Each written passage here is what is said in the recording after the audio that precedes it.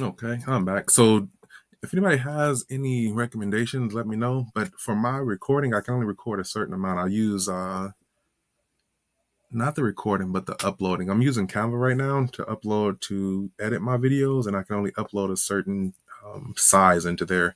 So I have to break it down. I'm hoping that first one isn't too long that I because I didn't stop it in time, but I'll have to figure that out later. But anyway, if you have any suggestions for editing software, let me know. I'd be appreciative of that. So we are talking about car maintenance. Stuff happens. It's better to be prepared for it. Even anything could happen. If I hadn't had my savings for my subscribers challenge, when my windows got broken, I would have gone to my car maintenance. So it wouldn't have, set me back so much because the money's here. And it's here a sinking fund to help me when I'm sinking, to help when trouble arises. That's what this money is for. And I have so many envelopes to basically be prepared for those situations. Um, Student loans, and this is me saving and to be prepared for when those payments do restart. To one, not to fall out of you saving this money, not to start spending this extra money and thinking my budget is just, what's the word? Just that there's more money than there is to be spending. So instead of spending that, I'm putting it into this binder, and it's in the savings account. So it too is making some interest right now, and also just to have that money there. So ready for when it happens, when it does go back to play, it won't hit my budget so much, or it won't, I can then make a nice payment that'll, come straight off of without having that interest on it. So I can make another interest free payment and money's there. Health, always just again, when you're sinking, if you ever have to go to the doctor emergency room, it's usually not planned. So even on top of having health insurance, there's usually a deductible unless you're in the health field. But even still, it's nice to just have some money set aside for health. You can use it to buy cough syrup, or in my case, allergy medicine, things like that. That's what this health binder is for. And honestly, I don't use it for my allergy medicine, but when I said it, I'm like, that's where it should be coming from. But I usually use my just regular monthly spending for that. But the money's here for that too. Emergency fund, my emergency fund, again, just having some money put aside for those emergencies that are not covered in here. That's not a car emergency. That could be a who knows what emergency. That's what this fund is for. I don't know what's not covered in my envelopes. It could be something that I need more money for, or so maybe there is a call for a family and they need, an excess that's not in my family binder. I do have my emergency fund here, and then also for any other kind of emergency that could happen. That's what I save this emergency fund for. It's really just a safety net. It's to help with my peace of mind, to know that if something does go down, something does happen. If I need to move, make some move, do something, the money's here. I've been saving for it. Giveaways. This is a new binder too, but it's for YouTube giveaways. I do have that one here. So, bam, working on that. And to the bank, this one can come out of here too. And these are just changes to my budget. It's forever changing for me. As I see things change, I may need to put them back. I still have them, but I haven't used them. So at this point, that's other savings. So not just specific family savings, but savings opportunities. My savings, my son's clothes, car bills, student loans, medical. That's what's in my savings binder. This area on my sheet also used just to calculate the color savings, green save, because I'm here. So red. Before we go there, I've got nine envelopes in that binder. Ones that are not counted on here, so like my red, my doing me binder. I actually went back to this one when I just relabeled, so got my red back. So in here, and it's just some funds for me. So kind of some, I call it my selfish money, my money that is kind of put to the side to, if I want something special, if I want to go in, if I don't want to wait for my birthday to get cologne, I have some extra me money here that I can use. I've been saving it. I put a little bit up here and there, and it adds up. But I also use this binder most for if something comes up and if the money isn't in one of these binders, or if it doesn't fit any of those categories, or I need more, I use my meat binder for that.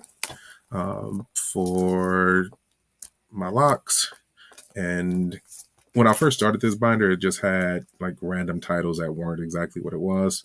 So me, just that one was clear, but lock, smile, instead of saying that uh, need to pay for some braces coming up. That's what this is for. My kid is about to get braces, and that's what this is for. Ride is for my car.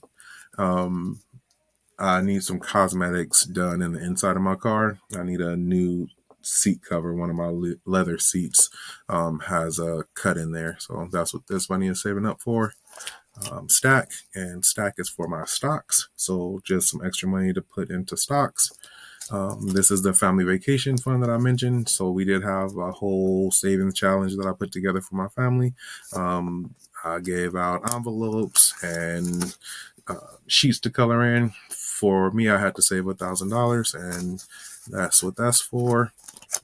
In July, the family trip is in July, so this is just extra. So I saved or met my sinking fund goal, and now I'm working just to put some extra aside, just to really be able to enjoy ourselves, have a good time. That money's there. Rebuild, and I'm working. My rebuild is now in my 100 envelope challenge. So rebuild is just building back up. So I am presently out of. Let me count these right quick. 1, 2, 3, 4, 5, 6, 7. There's 7 in there.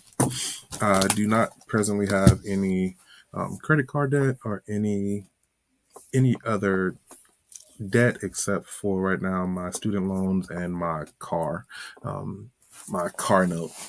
So a few months ago, I did go into my vision binder, which I do need to look back at. I don't think we went over the vision binder, my vision binder, and I did pull money out of here, money that I've been saving for my home.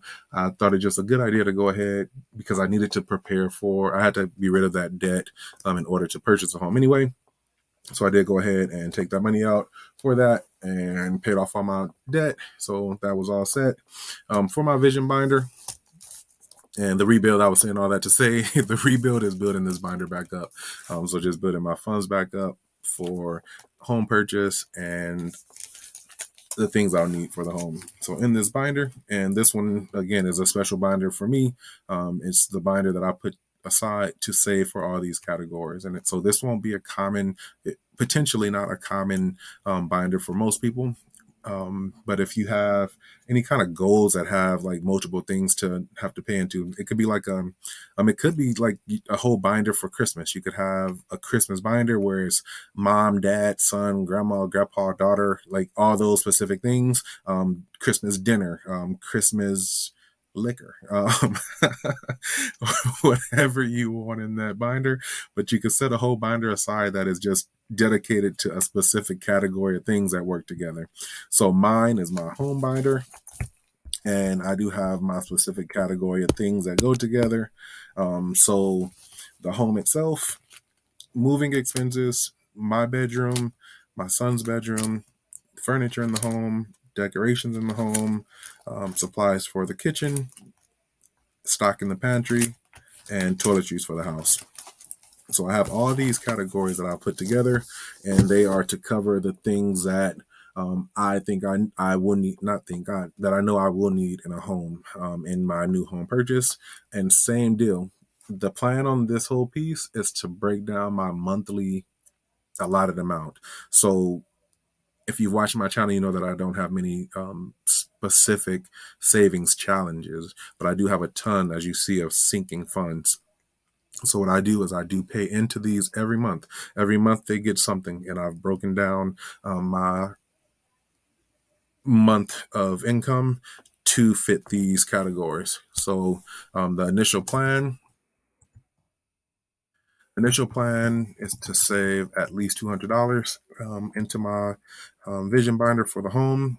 I am able right now to, I'm stuffing 400 per month, and that's because I've met some sinking fund obligations in these binders, and I have that extra money to then put elsewhere. And elsewhere, I've decided it's going to be my home binder, and even like this area right here. So moving, I said I'd need about $700. I'm thinking that may be kind of high, but the money's there and it'll be reallocated if it's extra. But I need it. I made a goal of $700. I plan to save about $10 per month to get there. These aren't dated. Excuse me. These aren't dated goals. But I said about I could budget within my income coming in. I could save about $10 a month for that for moving. I could save about $20 a month to go towards my bedroom. The total that I'm saving is 310. Was so that's what I did. My set number was about $310 to go into the vision binder per month, and then I broke those numbers down to fit. It's more now because, like I said, I'm allocating this extra $200 into there, but that money goes to the overall goal of getting my home. Um, these areas like toiletry, I wanted to save $500 for toiletries. I'm at $500. I don't need to save any more into that right now. So the $10 that I was saving in there initially now goes somewhere else. It goes either into another category, which I did bump up some of these categories because I also don't have to save the $10 for moving. I'm at $700. That money's there already. I don't have to worry about that anymore. So that money just then, not money that I'm now going to spend, but money that I'm now allocating to another savings area. There was a question came up. Um, see if I can find it real quick. But she asked just on her community, um, where is it? Because now it's a community question. And it was basically, there's another one right now. Savvy, and this was her, Savvy Budget Girl. Community, I'm here. Savvy Budget Girl, she just made another one. It says, are you frugal, cheap? What's the difference in other? I would consider myself frugal, and I'm assuming the difference is I'm not cheap, but I'm cautious of how I spend money. Um, the question I was looking for is, what's the first thing you will do when you pay off debt? And she said that there's no wrong answers. So I looked through there and I seen some of the answers was like go on a trip, buy a new car, things that were basically, so you're out of debt, you've got some extra money to do something with now, and a lot of the answers were some purchases. For me specifically, and you do what works best for you. Make your budget work for you. Spend your money how you want to spend your money, and don't feel bad about it. If you're good with it, you're good with it. For me personally, once I got out of my credit card debt, that was more money that I then put into my binders, more money that went into savings. I presently do not need anything. My car is fine. My clothes are fine. When I need new dress shoes for work, I get me new dress shoes for work. I've got a clothes binder for it, clothes envelope for it. But I don't need more clothes. I don't need anything at the moment, except to focus on getting my house. So all of my extra cash, all of my extra anything extra coming in is set aside for basically my vision binder. And even past that, just fulfilling these sinking funds. So sinking funds in here are things that are coming up that need to be met. But that's where my extra money is going. Once I got out of debt, I start putting in that's out of debt of credit card debt, personal loans. Once I got out of that debt, that money was then just reallocated into these binders. So any extra money I come in for me, I got that extra check for June. It went straight to the binder, straight to savings. That's what my priority is right now, and that's where my money goes. I think we went through all of these. Seven. There are nine. And let's just look at these numbers and counting these on up. You can actually grab the calculator and be done with it. We've got nine in primary, and these are categories, 9 envelopes. We've got 12 in monthly bills. There's also 12 in annual payments. There's 7 categories in family annuals in my home binder. There's 9. And for my savings, there are also 9 in there. And then the only one that's missing, not on here, is my red binder, and there's 9 in the red binder, plus 9 and doing me. So I've got 67 envelopes, 67 envelopes that for the most part get something every month. Looking at my sheet here, this is a budget that's prepped for July. So in prep in July, all these are getting a number. I'm stuffing everything. I'm not stuffing anything into green savings. So where I get green savings from is after I'll take that for my weekly leftover. So that's where I budget those other areas. Same for black save. But besides that, everything is getting something. Areas that are not getting anything are like sinking funds that are already met. For the most part, this binder is already met, so I don't have to budget anything into there. Of this $253, I'm only budgeting what is that, $78 needs to go into the budget. Then I'm adding 55 into savings. So this blue save is getting something off the top. Same for savings down here, because all the birthdays are met. Christmas is met. Family is at 500. Gifts, I'm adding 25 in there, just working to get it up to 500. And then, so set to save, was set to save 271 is what I budgeted in for this area. And I'm only going to be doing 75 plus the 66. So only budgeting 141. The rest is going into the vision binder. So that's just a breakdown of my binders, my savings. I don't see anything I want to get rid of. I enjoy and I'm able to maintain all of my envelopes. I'll keep an eye out for other opportunities to save. Honestly, for anything I may not be covered. It's kind of like when I tried to explain my emergency fund envelope. I honestly can't think of, except needing a larger amount of money, I can't think of an area that I've missed. And if you thought of one that I don't have, let me know, because I need it. If it's an opportunity I have to save, I want to make sure I'm saving for it. Besides that, I'm content with having my 67 my 67 envelopes, and I'm going to keep on saving into them until, as long as it works for me.